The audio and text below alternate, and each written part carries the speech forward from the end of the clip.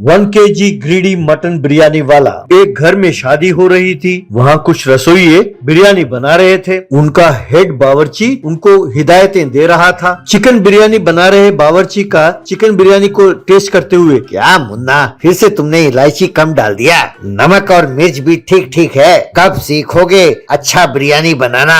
उसके साथ वाले बावर्ची का मटन बिरयानी को चखते हुए, ये देखा, बहुत बढ़िया बनाया बेटा। देखा मुन्ना, इसने मटन बिरयानी कितना बढ़िया बनाया है। ये तुम्हारे बाद भर्ती हुआ था। देखो इसने खाना पकाना कितना बढ़िया सीख लिया है। जरा मन लगाकर काम करो मुन्ना। क्या तुम नहीं चाहते कि तुम भी कल मेरी तरह बड़ा बावर्ची बनकर सेटल हो जाओ जिंदगी में? और कितने दिन मेरे पास ही काम करोगे?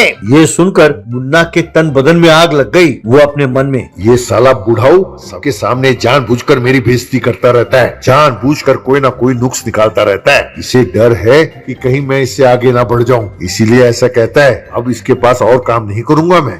इस तरह उसने वहाँ की नौकरी छोड़ दी और अपना गांव लौट गया।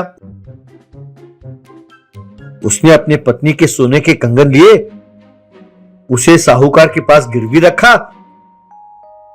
और उन पैसों से उसने एक ठेला खरीद लिया। उसने एक बड़े से हांडी में बिरयानी बनाया, उसे ठेले में रखकर गांव में चला गया बेचने के लिए। आओ भाई आओ, गर्मा गर्म चिकन बिरयानी खाओ, एकदम ताजा ताजा लजीज बिरयानी खाओ। एक प्लेट केवल 50 रुपए। आइए बहन जी, आइए भाई साहब, चिकन बिरयानी खाइए। यूं आवाज देने लगा। इतने कम दाम पर बेचने लगा तो लोग आकर उसके चिकन बिरयानी खरीद कर खाने लगे।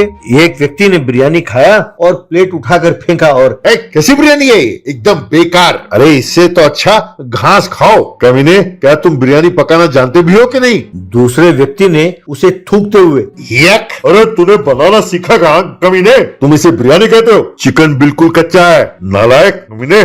यूं सबने मिलकर उसे खूब मारा और ठेले को उल्टा कर वहाँ से चले गए।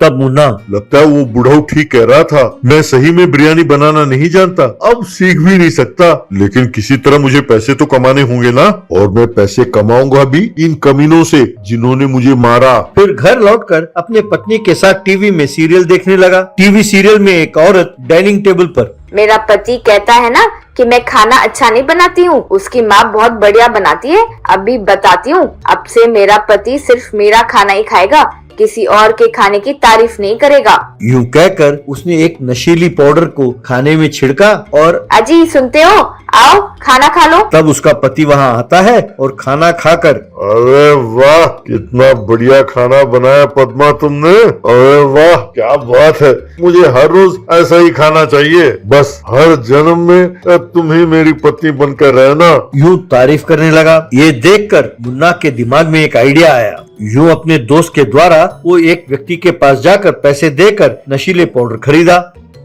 अगले दिन एक बहुत बड़े हांडी भरकर उसने बिरयानी पकाया और उसमें नशीले पाउडर मिलाया। बाद में वो एक अरब शेख के बेस में ठेले को ढकेलते हुए गांव के अंदर पहुंचा और, बिरयानी ले लो, बिरयानी, गर्मा गर्म चिकन बिरयानी, दुबई वाला चिकन बिरयानी, आओ आओ, अभी भी खाओ खाओ। यूं आवाज देने लगा तो सब लोग वहां पहुंचे। एक व्यक्ति, अरे ये क्या भाई साहब, आप दुबई से आकर यहाँ चिकन बिरयानी बेच रहे हैं, अजीब बात है। तब मुन्ना, इसमें अजीब किया है बिरादर, हिंदुस्तान में जितना बिरयानी खाता दुनिया में और कहीं कोई नहीं खाता, इसीलिए यहाँ आया हबीबी। और है, हम दुबई में प्लेट के हिसाब से चिकन बिरयानी नहीं बेचता, हम बिरयानी केजी के हिसाब से बेचता। 1 किलो बिरयानी सिर्फ 100 रुपया। आओ हबीबी आओ।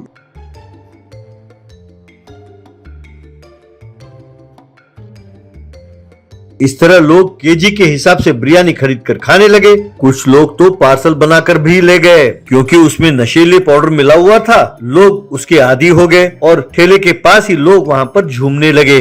इस तरह लोगों को बिरयानी की लत लग गई और रोज आकर वहाँ खाने लगे। ये पैसे भी खूब कमाने लगा। पैसे देखकर मुन्ना का लालच बढ़ गया। एक दिन मुन्ना, भाइयों, अब से मैं बिरयानी केजी के हिसाब से नहीं बेचता, अब जितना पैसा लाएगा उसके वजन के हिसाब से बिरयानी आपको देगा, वरना नहीं बेचेगा। तब लोग रुपयों के बंडल लाकर उसे देने लगे। वो तकड़ी में एक तरफ पैसे और दूसरी तरफ बिरयानी रखकर तोल कर देने लगा।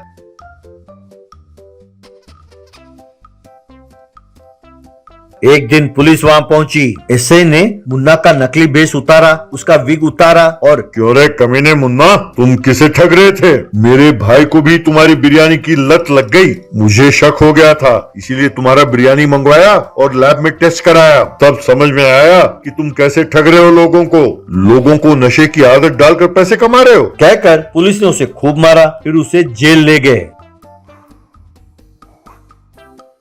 एक गांव में राजू नाम का एक व्यक्ति रहता था। उसका एक मुर्गियों का फार्म था। वो मुर्गियां और अंडे बेचकर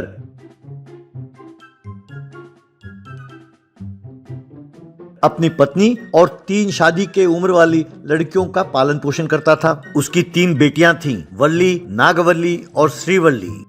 राजू का पोल्ट्री फार्म बस ठीक ठाक ही चलता था। राजू को हमेशा अपनी तीनों बेटियों की शादी की चिंता लगी रहती थी। एक दिन उसकी पत्नी राजू से, अजी सुनो, अपनी बेटियों की शादी की चिंता है कि नहीं? तब राजू, क्या बताऊं रोजा, एक तरफ पोल्ट्री फार्म को देखूं तो उससे चलाना बहुत मुश्किल हो रहा है और दूसरी ओर बेटियां बड़ी हो रही हैं। अब उनकी शादी करना कोई आसान काम तो है नहीं। एक एक की शादी में कम से कम 5 लाख रुपए का तो खर्चा होगा ही ना, और हमारे पास इस वक्त केवल 3 लाख रुपए हैं। अब इन तीनों की शादी करने के लिए और कितने पैसे जमा करने होंगे, तुम ही बताओ। तब उसकी पत्नी, जी हाँ, सच कहते हो। एक तो आपकी उम्र हो चली है, अब बेटे की लालच में 3 लड़कियां पैदा की है, अब भुगतो। राजू, हाँ, मेरी भी यही चिंता है। अगर हमारा बेटा होता तो ये नौबत नहीं आती। अब तीनों बेटियां होने का क्या लाभ, सिर्फ बोझ है मेरे लिए। उनकी ये बातें तीनों बेटियों ने सुन ली। वे तीनों बहुत दुखी हुए। वल्ली, क्यों बहनों, तुमने सुना पिताजी ने क्या कहा? नागवल्ली, हाँ दीदी, ये आज नहीं, पिताजी ने हमेशा हमें भारी समझा है। हमें ये साबित करना होगा कि हम लड़कों से कम नहीं हैं। तब श्रीवल्ली, ऐसे करना हो तो पहले हमें ये साबित करना होगा कि हम भी लड़कों की तरह पैसे कमाकर उनके बिजनेस को खूब चला सकते हैं। एक बार राजू के पोल्ट्री फार्म में उसके पास हमेशा मुर्गियां और अंडे खरीदने वाला मुन्ना आता है। मुन्ना बहुत बड़ा ठग था। वो राजू के पास मुर्गियां और अंडे सस्ते दामों में खरीदकर बाजार में महंगे दामों में बेचता था। मुन्ना राजू से, भैया राजू भाई, इस बार तुम्हें अंडों के दाम कम करने होंगे। भाई सुना है इस बार वो कोई फ्लू वो है जिससे मुर्गियां मर जाती हैं, इसीलिए लोग मुर्गी और अंडे खाने से डरते हैं। राजू, भैया आप हर बार यूं कोई ना कोई बहाना बनाकर अंडे और मुर्गी सस्ते दामों में ले जाते हैं, ये ठीक नहीं है। इस बार आपको दाम बढ़ाकर ही देना होगा। मुन्ना, ए राजू, ज्यादा जबान ना चलाओ। एक मैं हूँ जो तुमसे ये सब खरीदता हूँ, वरना तुम्हारे पास ये अंडे और मुर्गी खरीदने वाला कौन है? राजू, देखिए भैया, आप यूं डराएंगे तो मैं डरने वाला नहीं हूँ। मैं खुद ही अंडे बेचूंगा मार्केट में ले जाकर। मुन्ना, अरे कोशिश करके तो देखो, देखते हैं कौन खरीदता है तुम्हारे पास सीधा। कहकर गुस्से में वहां से चला गया।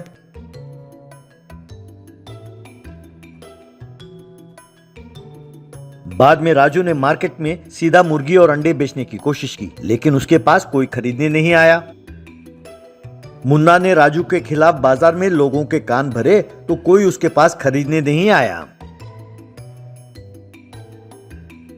एक दिन राजू घर में चिंतित बैठा था, तभी उसकी पत्नी ने उससे उसका कारण पूछा। तब राजू ने जो कुछ हुआ सब बताया। अब मैं क्या बताऊं रोजा, उस मुन्ना के साथ मेरी झड़प हो गई तो बस मेरा ही नुकसान हुआ। अब अगर ये मुर्गियां और अंडे किसी ने नहीं खरीदा तो मेरा बहुत नुकसान हो जाएगा। तभी उसके पास उसके तीनों बेटियां आईं।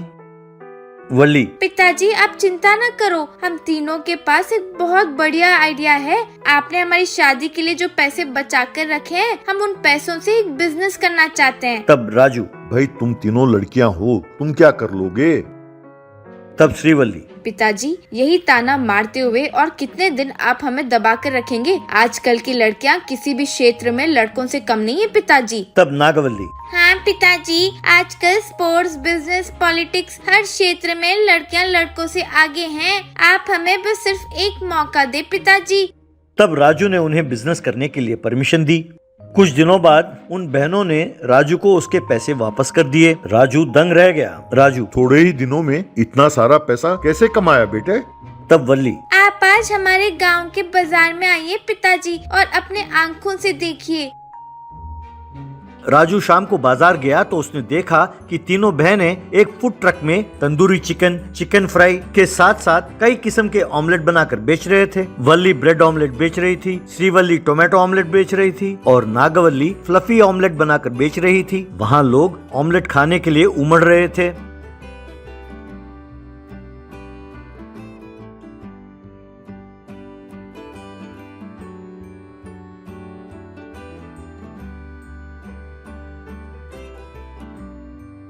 वल्ली पिताजी को देखकर, पिताजी आप चिंतित थे ना कि ना कोई मुर्गियाँ खरीद रहा है ना ही अंडे, तभी हमें ये आइडिया आ गया था।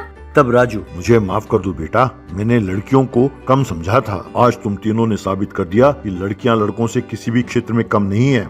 यूं तीनों बहनों ने खूब पैसे कमाए और एक अच्छा सा घर भी बना लिया।